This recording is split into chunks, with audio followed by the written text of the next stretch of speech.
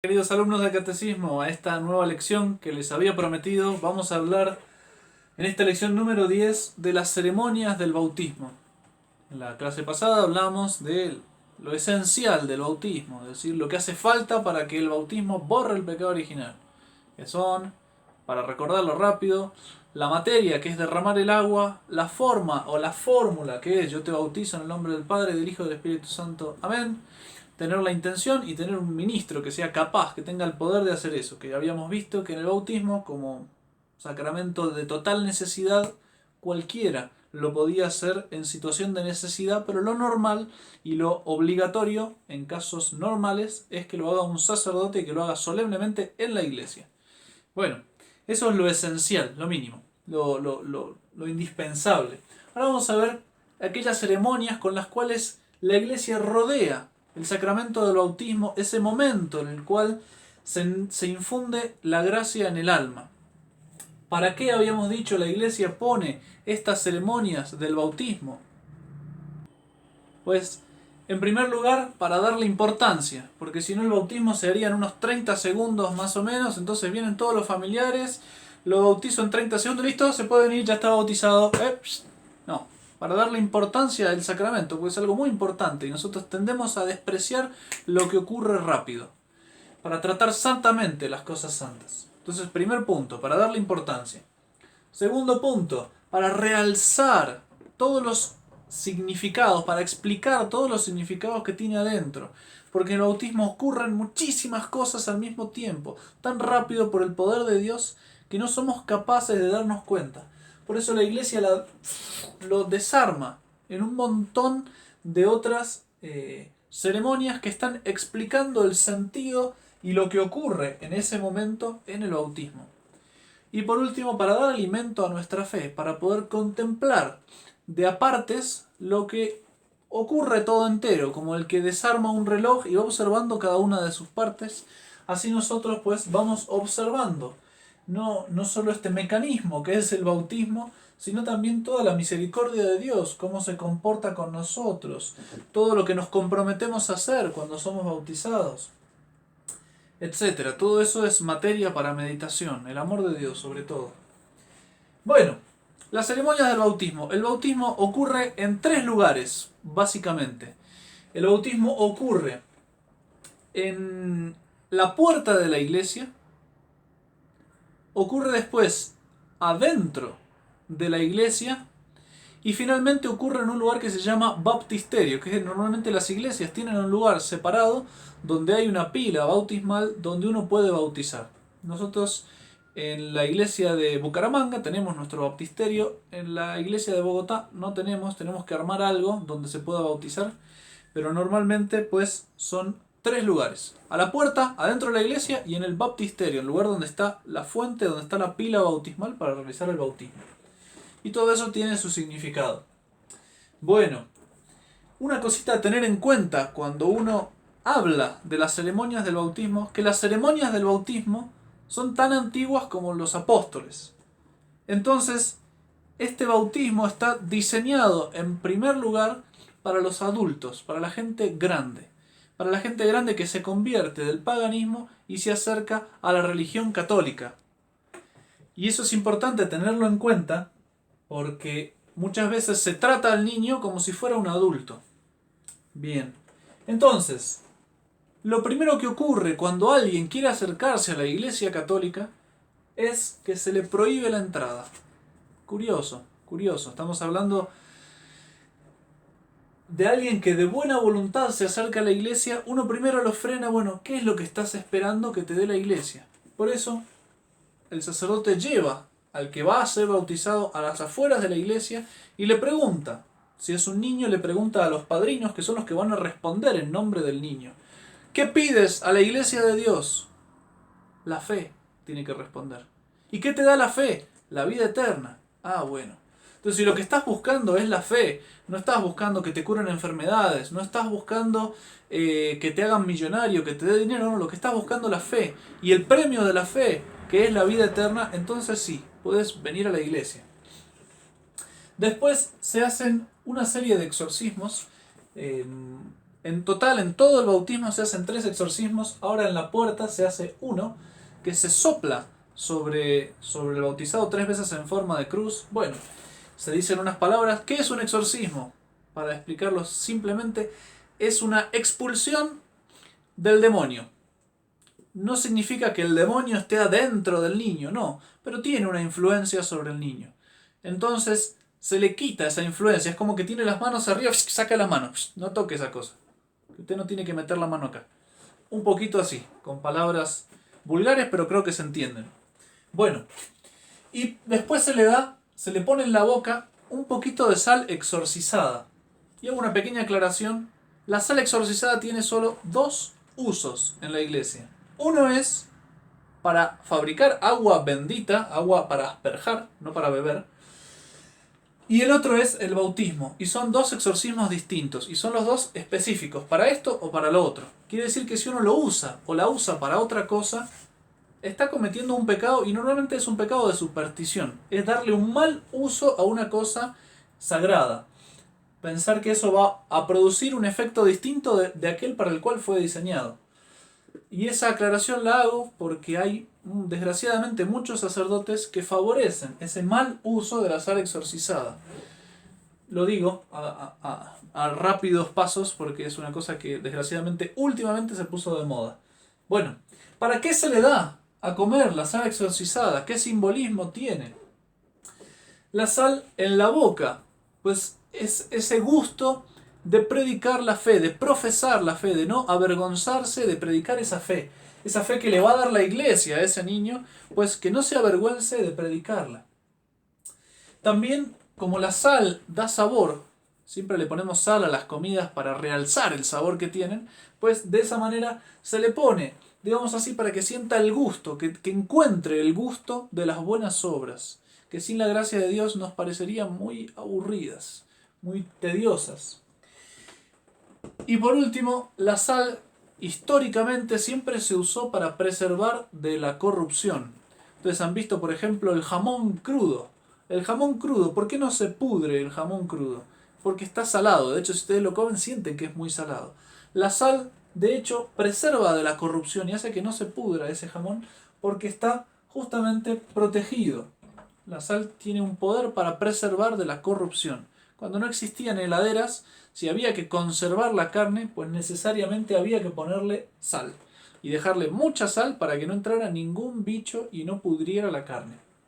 Entonces, anticorrupción en la vida espiritual, ¿qué significa? Para preservarlo del pecado. Para eso se le pone la sal al niño que la bebe, que la gusta, digamos así.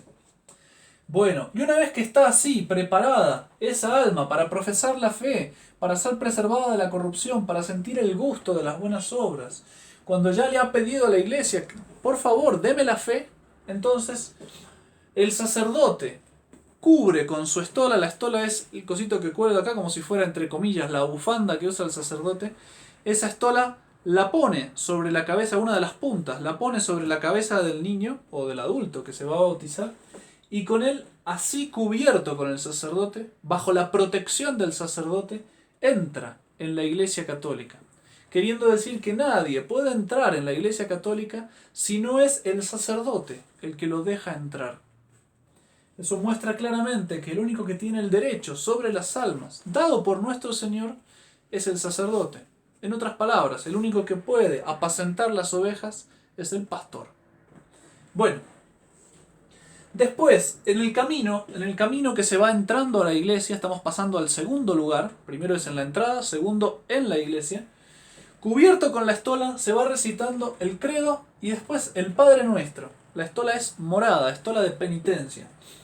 Y se va recitando el credo porque hace falta profesar la fe para entrar a la iglesia. Y por último, el Padre Nuestro. El Padre Nuestro, ¿por qué? Porque la oración es totalmente necesaria. La fe y la oración son 2 cosas absolutamente necesarias para los cristianos, para los que van a ser bautizados. Después el sacerdote hace un gesto que nuestro Señor hizo, tomando saliva. Ahí ya están casi a punto de pasar al...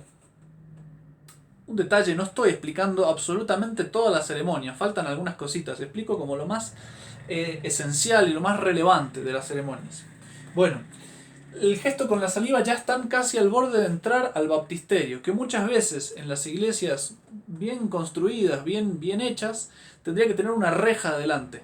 De tal manera que cuando llegan a esa reja realizan esta ceremonia de la saliva. El sacerdote toca su dedo pulgar con saliva y unge los oídos diciendo éfeta, idest ad aperire. ¿Qué significa eso? Abríos, es una orden, que se abran esos oídos a la palabra de Dios, a la fe que le van a predicar. Porque la fe, dice San Pablo, entra por el oído. No entra por los ojos de leer la Biblia, sino por el oído de escuchar la predicación del sacerdote. Ese es el sentido de ese símbolo. Y también se le unge en las narices, digamos así, con la misma saliva del sacerdote, para que sienta el olor. Que así como cuando hay una comida rica y uno le da hambre, bueno, de la misma manera que empieza a percibir, empieza a vislumbrar lo grandioso que es Dios nuestro Señor y empieza a hacerse atraído por el perfume de nuestro Señor. Bueno, y una vez que se ha hecho ese gesto, hay otros exorcismos. Aquí se hace el tercer exorcismo, la misma idea, quitarle todo poder al demonio sobre ese niño, sobre ese adulto, y se le pide la renuncia a Satanás. ¿Qué significa eso? Le preguntan, o al adulto o a los padrinos del niño, pero en realidad se le está preguntando al que va a ser bautizado. ¿Renuncias a Satanás, a sus pompas y a sus obras? Sí, renuncio.